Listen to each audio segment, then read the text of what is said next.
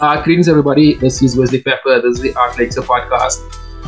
This is episode 100 and this is episode 119. Before I get into my guests, to all my listeners, much love to all the love we got for Dr. Baba Buntu's episode last week on the African Genius podcast. And big shout out to Uncle Asar of Cableland. He's probably going to be watching this all the way from Austin, Texas. Big up, my king. And just remember, guys, we're doing this podcast series called the African Genius Podcast. It's really dope. We're talking to Pan-Africanist thinkers, academics, artists, and so forth. A bunch of cool stuff. So the playlist is on this channel, so please check that out. And all the new returning listeners, much love. Just one more thing. If I get into the ideas today.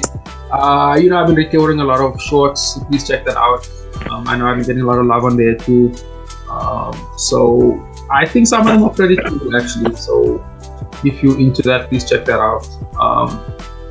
Anyway, back to today's guest. Today, as you guys can see, I'm talking to 3 people from different parts. So just for my listeners, we had to reschedule. Load shedding is again quite a strong hand in today's scheduling. Escom. But anyway, so we're gonna get into it. So I'm talking to Arts On Ives. That's a non-profit organization in the south. You're in Klispruit, huh? Klispruit West, south of Joburg. Yeah, in the south. They actually got introduced to me by Nolan Stevens. So big up Nolan for that. And we're going to be talking a bunch of things about them, like who they are. And then we're also joined by an artist, Ashby, talking about some of his work. You can see some of his work over his right shoulder over there. We're going to get into his processes and more importantly, their shows and just everything about them. So, firstly, everybody, greetings and welcome. Thank you for having me. Yeah. Greetings, all right. Let me be more. I just throw things out. Okay, Winnie, let's start off with you. Man. My sister, we spoke of air early on about where you are from and where you are about. There was 2 things that really resonated with me. There is you're selling art from the community to the community. I think that's really fresh. There's actually very little of that organization, especially on the quote-unquote colored communities, even specifically outside of the Western Cape. I thought that was really interesting. So that just highlighted 2 things for me. Firstly, that there is that amount of artists which you are clearly connected to, so I think that's really special. So it'll be interesting to talk about your network. And then second, you identify the market, which is awesome, which is great. So let's just take it from the beginning. So you guys said you've been around since May, which is like the other day, literally. But how did Arts On Ives come to be? And what are your guys' objectives? Where are you going to with this organization? Just take it from there. Yeah. Okay. I guess we had our first exhibition in May. We started it in May. Yeah. We saw the need to develop art in our communities, and at the way things are going, especially amongst young people, and not just amongst young people, there's people of all ages. We go through so much.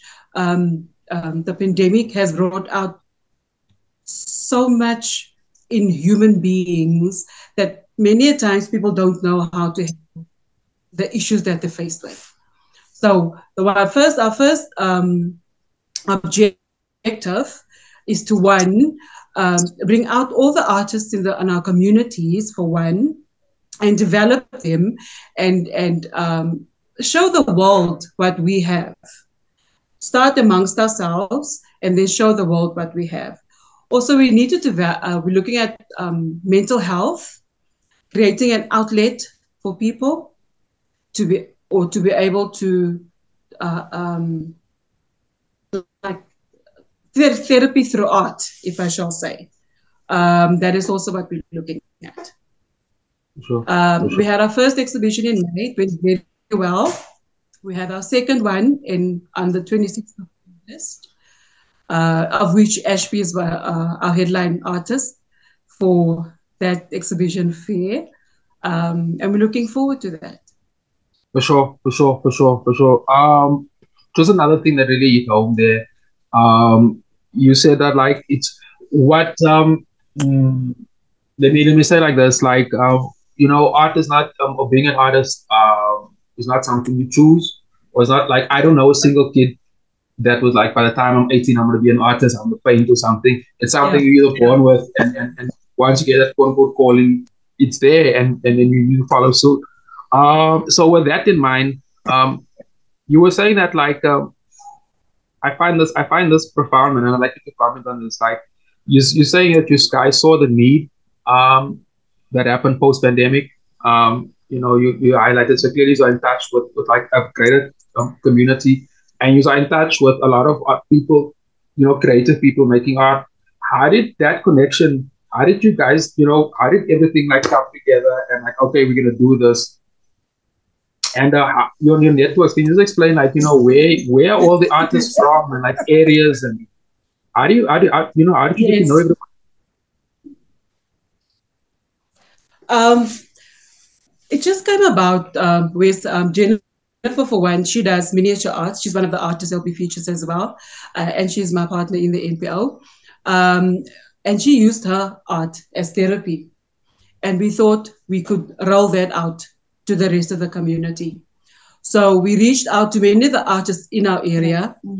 And you don't know how many you have until you start reaching out to them.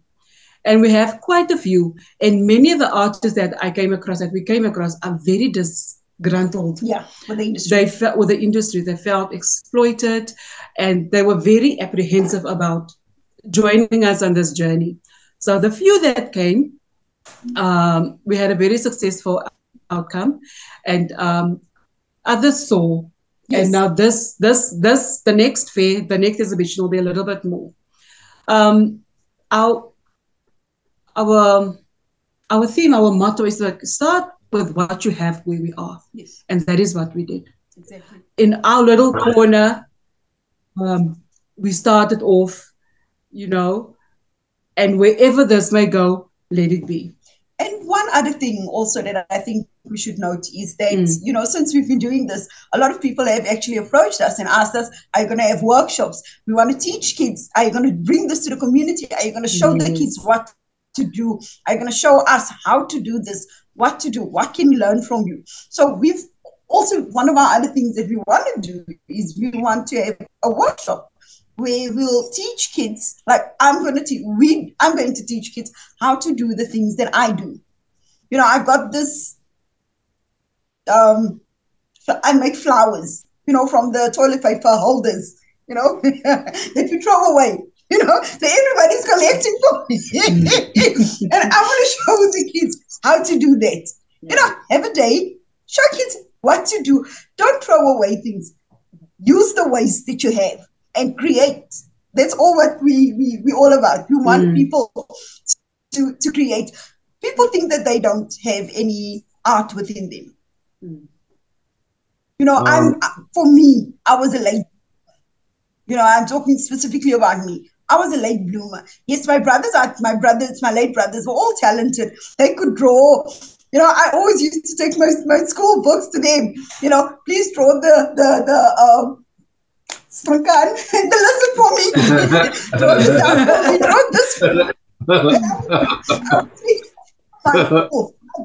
And I said, no, come.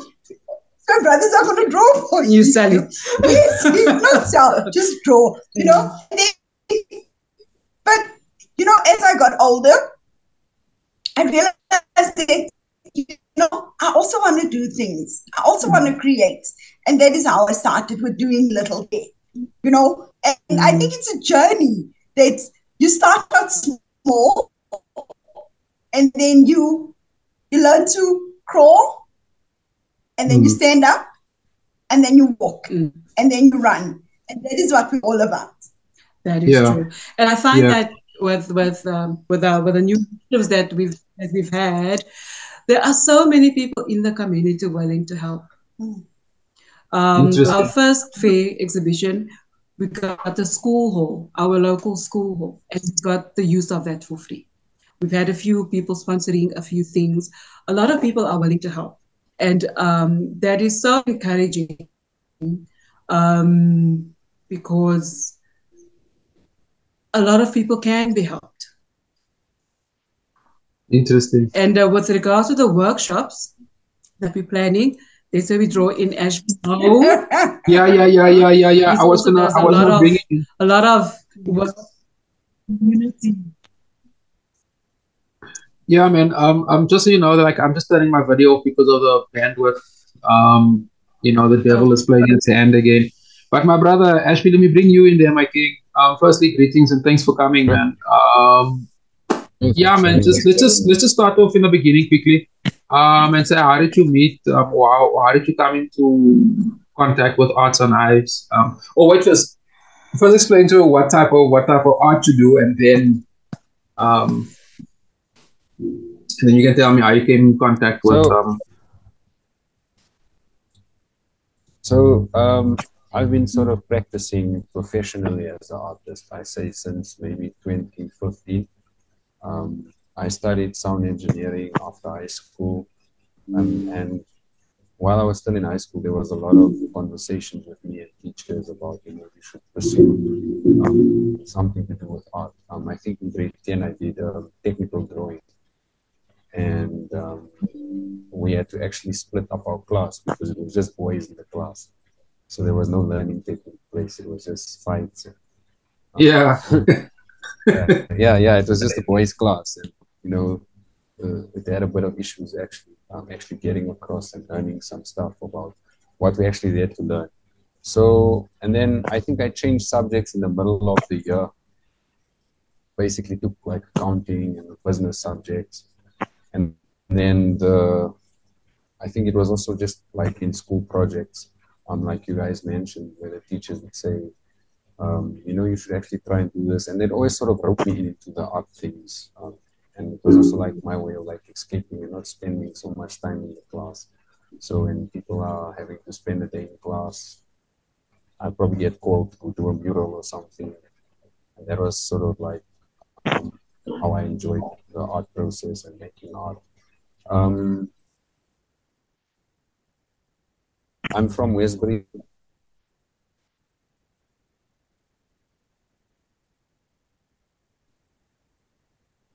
There's just a break in transmission there. Yeah. Nothing about creating. Sorry, Ash. Can you just go back, my brother? Just like say 5 seconds back. The line was cut again. Right. You were saying you were from Westbury? Yeah, so I'm from Westbury, and I went to Westbury High School, and there's no artist that I know of in my community, even at that time. But obviously, once I became sort of aware of that, okay, this is what artists do, and this is what they practice, and the type of environments, and obviously the language associated with artists. I realized that when I grew up, because we lived at a flats called George Flats. So, and I used to walk with my grandmother when I was like maybe 5 or 6, or even maybe younger, but like from that age, we'd walk through the streets of Westbury, and there'd be these big murals on the wall, Masters of the Universe, like all these sort of interesting things like painted, and it was by one guy called Hawk. So he was known as in the community, and he's probably the most, I would say, the famous artist from the older people that know him, because he would just come and, meet the person and say, hey, can I do something on your wall? And he'd paint the most beautiful things on the wall, like very sort of inspirational stuff. Sometimes it would be like related to the Bible. And then last year we did a tour with the Smithsonian Museum through some friends from Wits University, and they said you should actually do like a tour and tell people about artists from your community. It was called a demonstration. So they went around, and there were different, I think there was one in Soweto and then Westbury, all these different places. And I was just trying to sort of, sometimes you don't want to be sort of, you want to be the artist that's just focused on their work and do your art. And, it's actually what it opened my eyes for last year was the fact that as an artist or African artist, basically, you can't be not active. You can't be not be an activist in your work. And I always sort of thought I don't want to sort of get involved in that sort of sphere of things where I just want to do my art, inspire people, but somehow you can't not be. And I think that's sort of I think we're obligated as African artists to be active and have a voice in what's happening socially. And I say that because with Walk's work, there's only like one of his murals left in the community. So,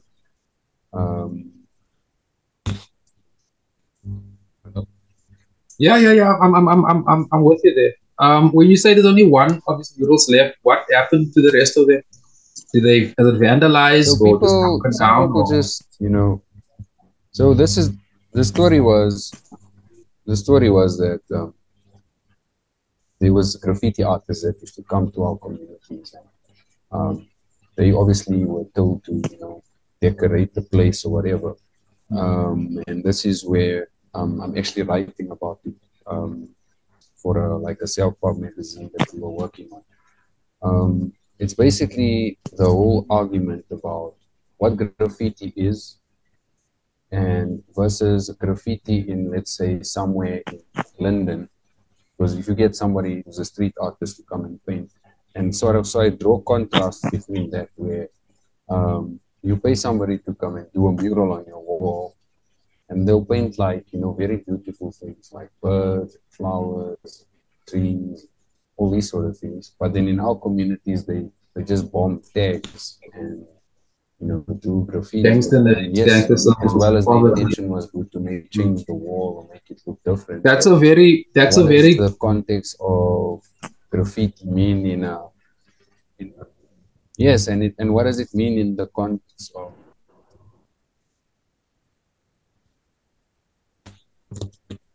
we're just breaking up there.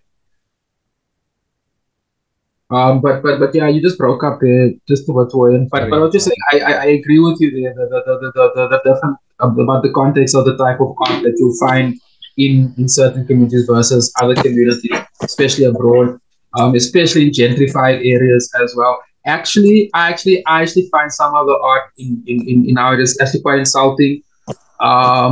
Some of it actually speaks down to people, and there's something that I also find. This is a point I want to make before I get back into. I also find that the fact that they've almost glorified tagging, especially in street art, which I actually find concerning. It's if you understand the history and why people did it, I find it concerning. Yeah. Anyway, but like brilliant point that he made there. I think we lost him there, but that's definitely a network thing. So I can actually hear the static. So I think we'll just still continue, and I'm sure you'll come back. But anyway, Winnie and Jennifer, let me bring you in here, man, about listening to what Ash is saying versus like what you guys are doing. It really strikes a chord with me, man, because I like the your level of organization and like what your sort of your structure. I know it's still early days, and you can't really judge you, or not judge you, but at least from a business sense, your structures are still. You're talking about 6 months to a year after just to test your structures, but the fact that you are what you're trying to do and listening to Ash's story makes me so you were saying about workshops, you were saying about doing group shows. What else? What else are you doing? And yeah, well, let's just start there. So yeah, did you get me?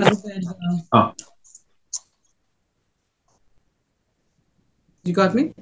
Yeah. There's just a breaking transmission. Right, so right now, what we're looking at, Wesley, is the workshops, the art, creating artworks. We have, because I have an acting background, we're looking at acting workshops. We're looking at acting, writing as well, script writing, screenwriting, as well as dancing. I have a few friends in the dance community. We're looking at bringing all those people into our community so that we can create a spirit where art is basically alive. You understand? And also by so doing, we create a network for the local artists in the various communities that we'll be going to, because we're going to go to different communities. Yeah. Klispruit West, we create a network for these artists where they know each other and collaborations can be done to get bigger things done for ourselves, to create a path for ourselves in this industry, basically to be seen. Interesting point there, man, and I want to come in there. So I get that. Firstly, yeah, it's really striking a chord with me. You're saying that you guys have been a lot of people has been jumping on a board. You said like you got at school and various sponsors and stuff like that. I just want to raise a point before I get into a question there. This is how I see it. I think in a post-COVID world, there's a sense of humanity, or sort of, I guess, like people reimagine the sense of humanity and understand each other, ironically, through devices and not through. So if there's something that, like what you're doing, is it's rooted in human emotion, and like human emotion is how how people react. So I think that's really great, man. You also mentioned earlier, I think we spoke about this offline, about doing it in multiple communities across the Southwest and so forth. That's great, man. So just tell us a little bit about the vision, and then we'll get into the show coming up on the 26th and the artworks. After that. Yeah, like Ashby said, the tagging of the gangs and stuff. We are basically trying to change the narrative in our communities. We're trying to reimagine the areas that we are living in, because drugs and alcohol and it's rife, it's vibrant, it's not vibrant, there's too much of that. We need to change the narrative as a people, and we need to reimagine our community. Get businesses to come to us, because like Jennifer was saying earlier, as if you enjoy art, you have to go to the other side, to the northern side. Don't have it locally. So we want to bring it locally so that people can enjoy each other, the beauty of art, telling their stories. Like Ashby was saying as well, we use art to tell stories. We need to tell different stories. We need to change the glorifying of the drugs. We need to change the glorifying of alcohol and bring more positive forces, more positive positivity into the community. I get where you go. Get more people coming through to our community. No, finish. I'm just saying, we want to get people coming into our communities where they can feel we have people from the north coming, or whoever is an art lover or an artist, they can come. If they want to have an art show, we can have one, and we know that it'll be successful. That is what. Jennifer.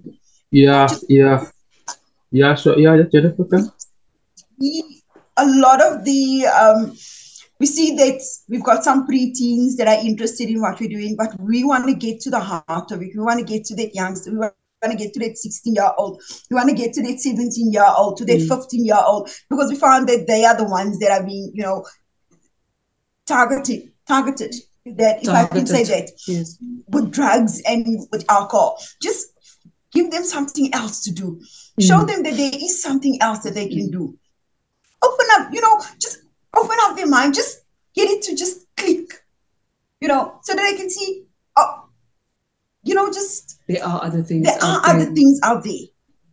You don't have to be confined to this. This is the box that I'm in. This is the box that I grew up. this is where I'm going to be, this is where I'm going to die. No, there are other options. There are other avenues. If you are not academic, you don't have to just drink and do drugs. No, you can do other things as well. Learn what you do, what you can do. We are so focused on going to university, going to study. You want to be an accountant, you want to be a CA, you want to be a doctor, you want to be a this. But that's not all that there is. There are other things as well. And that's just what we're also just trying to get other people to see as well. No, salute. I hear you. Honestly, just 2 points that I want to make. I feel that universities is actually a death trap. Their syllabus, most of the syllabus you get in most universities is actually up to date. I know a whole bunch of academics, and they're not really put up to AI. And there's no syllabus in any university, at least that I'm aware of, at least in South Africa, that is have some form of syllabus. And then AI is the biggest game changer, to date. Yeah. I find that most people that go to university actually just get indebted. I know some of my academic friends might not like what I said, but agree. I think it's a death trap. Most of the kids, if it wasn't, then why are they begging on street corners?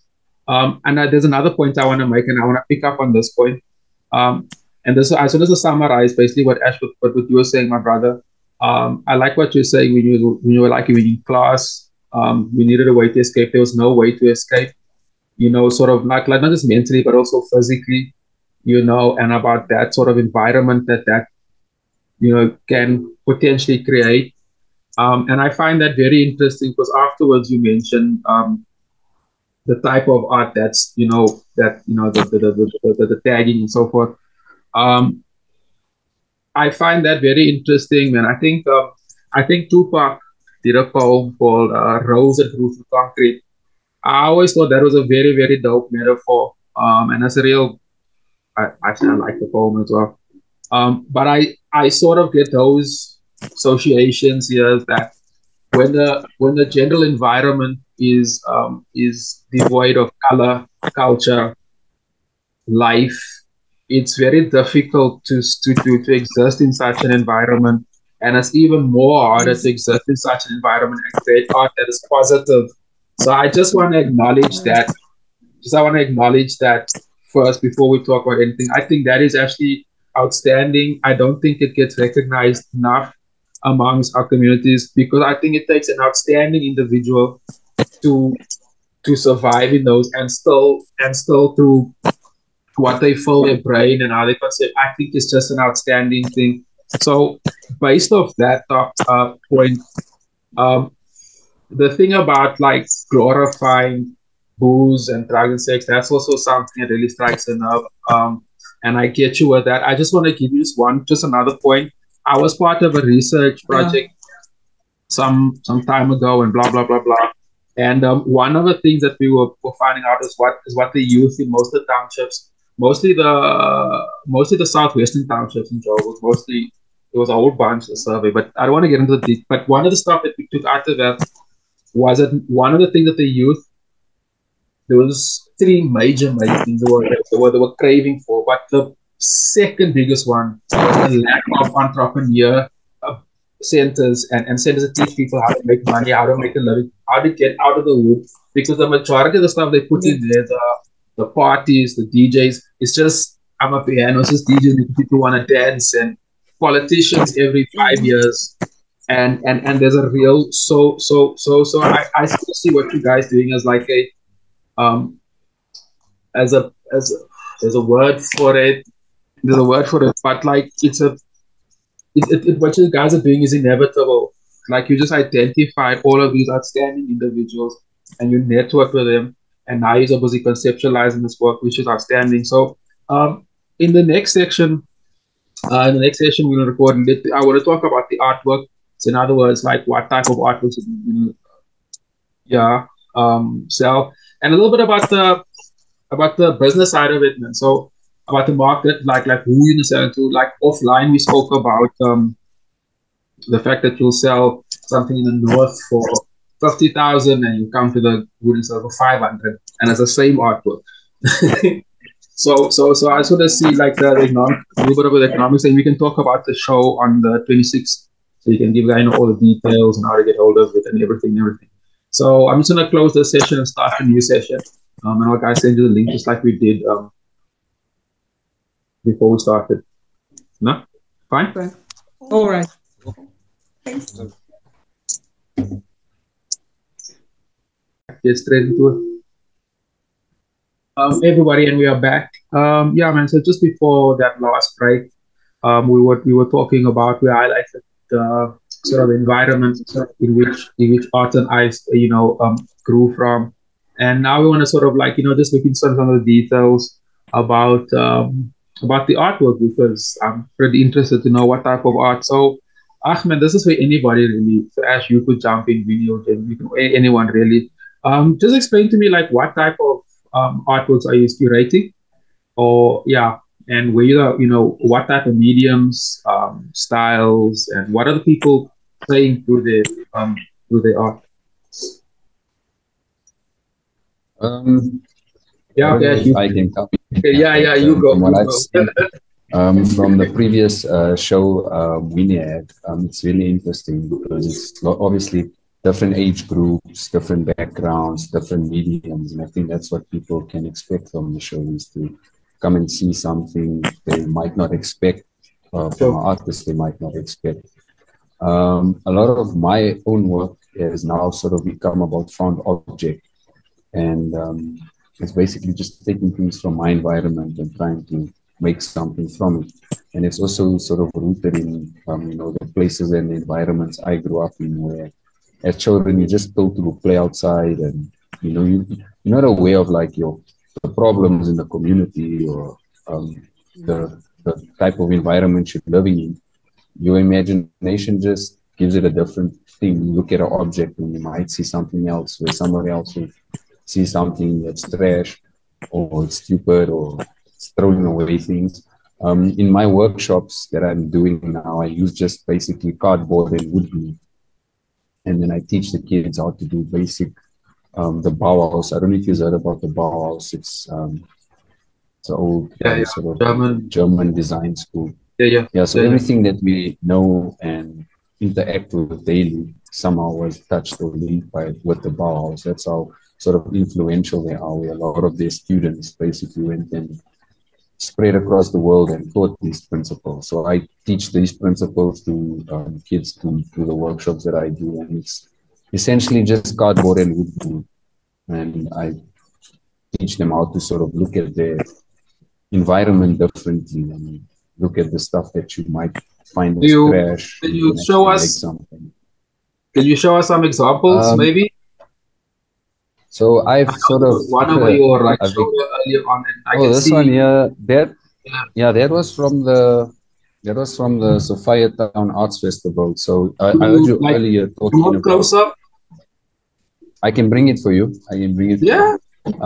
But just before I do that, I heard you talking about the money aspect of it, the art industry, and who's your market and who are you selling to. So what I do is, because also like I can relate to artists complaining about sort of going to shows and being exploited.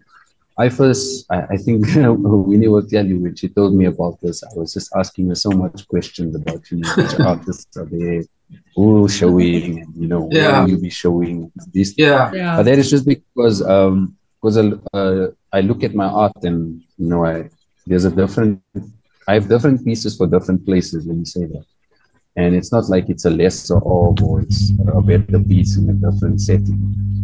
So these paintings that I did, they are on wallpaper, and I made them specifically just for the Sophia Town sort of art festival, where if you have a store and you're selling directly to the public, they can just pay you and you can take the thing home. That's basically how I work, and what I try to show the other artists as well, is that your art can be adaptive to the different. That's interesting. Place or show. So let me get that one for you. Yeah. There's also a bit of an echo, but anyway.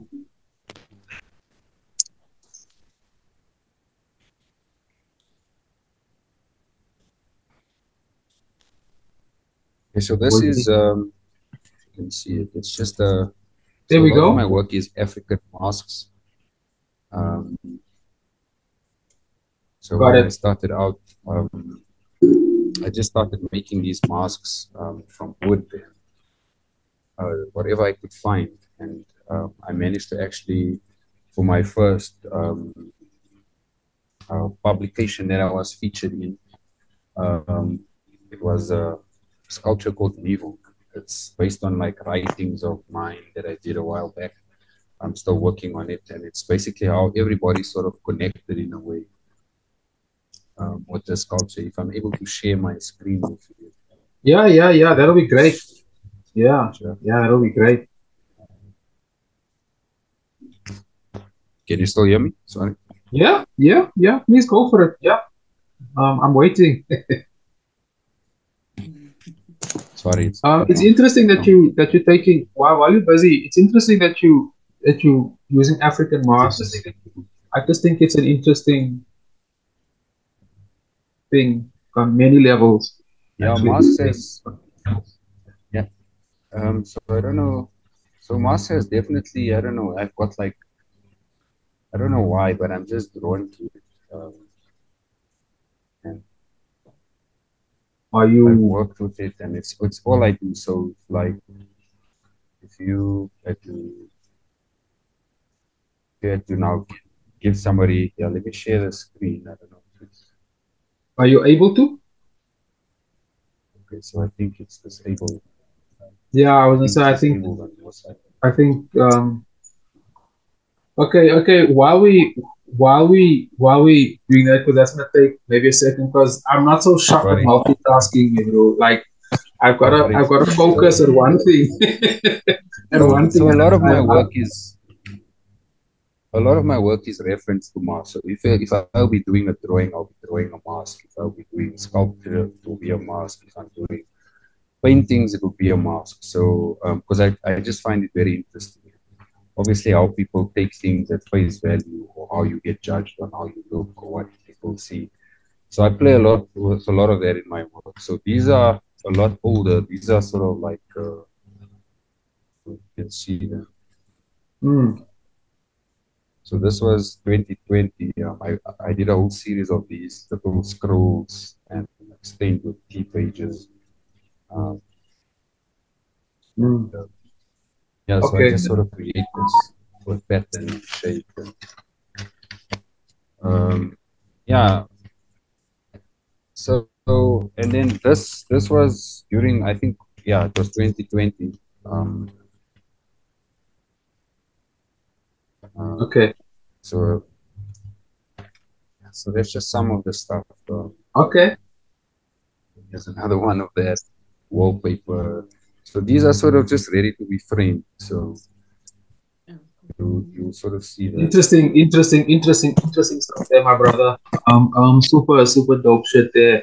Winnie, let me bring you in because you like the almost the fruit man. Yeah. So if we look at firstly, my brother is like salute Mouty, like great stuff there. Like Thank you. Thank one you. of the what I could pick up there just in terms I think talk farmers, let's say I can't multitask. That's why I closed everything Mm. yesterday. Just one thing at a time. So the thing about selling the work, the actual show. Ash's work also looks very it's done paper, so it's easy to hang, easy to mount. So that's not a problem. So and it also seems small enough, and